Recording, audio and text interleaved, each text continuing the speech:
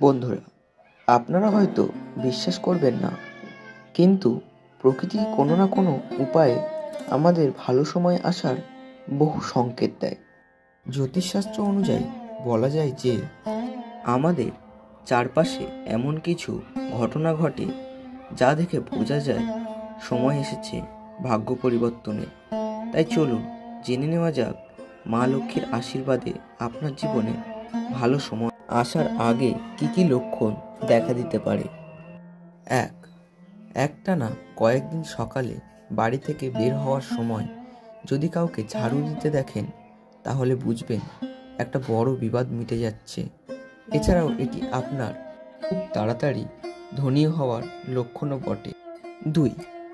হঠাৎ করে যদি কোনো কুকুর বাড়িতে আসে, তাহলে তাকে যত্ন সহকারে আশ্রয় দিন। ভুল করেও তাড়িয়ে দেবেন না, কারণ এটি অর্থ আসার লক্ষণ।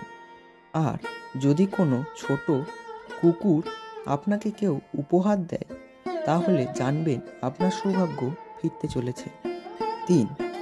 মা গরু যদি বাড়ির দরজায় এসে জোরে জোরে ডাক দেয়, তাহলে অবশ্যই ঘরের সুখ বাড়ে। এছাড়াও আপনার মাঠ বা বাগানে গরু এসে চললে লক্ষ্মীপ্রাপ্তির সূচক। 4. যদি বাড়ির এক জায়গায় 3টি টিকটিকি জড়ো হতে দেখা যায়, তাহলে তা শীঘ্রই দেবী লক্ষ্মীর ঘরে আসার লক্ষণ। এছাড়াও এটি সম্পদ বৃদ্ধির লক্ষণ। দীপাবলির দিনে তুলসী গাছের কাছে টিকটিকি দেখাও খুব শুভ, কিন্তু তুলসী গাছের কাছে যদি অনেক বেশি টিকটিকি দেখা যায়, তাহলে তার পরিণতি বিরূপ হতে পারে। 5. শাস্ত্র অনুসারে স্বপ্নে ভগবানকে দেখা শুভ বলে মনে করা হয়। কথিত আছে যে কোনো ব্যক্তি যদি স্বপ্নে ভগবানকে দেখেন, তাহলে তার যে কোনো ইচ্ছা শীঘ্রই পূরণ হবে। 6. যদি আপনার ডান হাতের তালুতে ক্রমাগত চুলকানি হয়, তাহলে এর স্পষ্ট অর্থ হলো আপনি বিপুল পরিমাণ অর্থ পাবেন। এছাড়াও ধার দেওয়া টাকাও ফেরত পাবেন। 7. শকুন শাস্ত্র অনুসারে যদি কোনো ব্যক্তি স্বপ্নে কোনো মহিলাকে লাল রঙের পোশাক পরে থাকতে দেখেন, তবে এটি একটি শুভ লক্ষণ হিসেবে বিবেচিত হয়, কারণ লাল পোশাক পরিহিত নারী দেখলেই হঠাৎ আর্থিক লাভ হবে। 8. মাঝে মাঝে আমরা তাড়াহুড়ো করে জামা কাপড় উল্টো পরে ফেলি। যদি আপনার সাথে এটি ঘটে, তবে বুঝবেন সুখ এবং সমৃদ্ধি শীঘ্রই আপনার কাছে আসতে চলেছে। 9.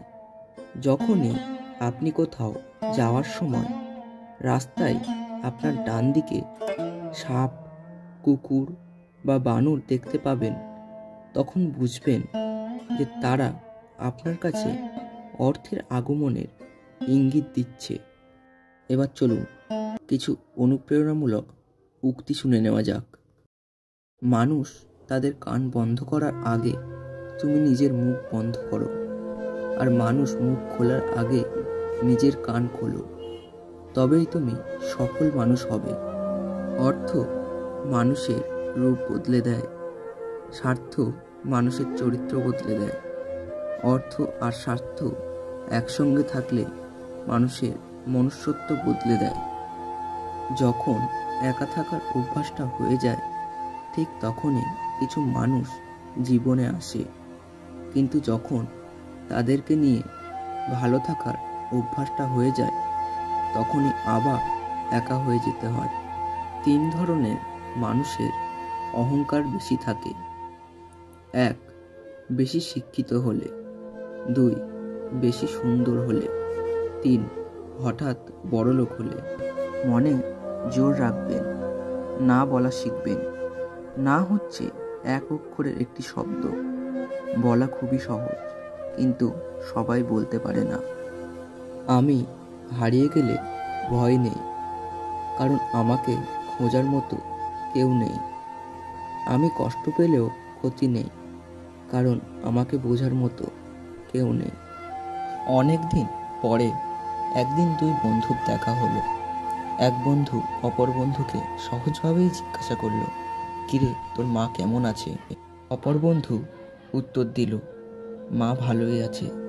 এই তো 2 বছর হলো মা বৃদ্ধাশ্রমে। আজ মায়ের জন্মদিন ছিল, এই তো কিছুক্ষণ আগে দেখা করে আসছি। আচ্ছা, তোর মা কি এখনো তোর সঙ্গেই থাকে? প্রথম বন্ধু খুব সহজ সরল একটি উত্তর দিল, আমি এখনো এত বড় হইনি যে মাকে নিজের কাছে রাখতে পারবো। আমি তো জন্মের পর থেকেই মায়ের কাছেই রয়েছি। বন্ধুরা, ভিডিওটি ভালো লাগলে লাইক করুন এবং শেয়ার করুন, যাতে অন্যরাও ভিডিওটি থেকে উপকৃত হতে পারে, এবং কমেন্টে জয় শ্রীকৃষ্ণ লিখতে ভুলবেন না। আর এই চ্যানেলে নতুন হয়ে থাকলে চ্যানেলটি অবশ্যই সাবস্ক্রাইব করে রাখুন এরকম আরও নতুন নতুন ভিডিও পাওয়ার জন্য। ততক্ষণ সুস্থ থাকুন, ভালো থাকুন এবং মনের বশে নয়, মনকে নিজের বশে রাখুন।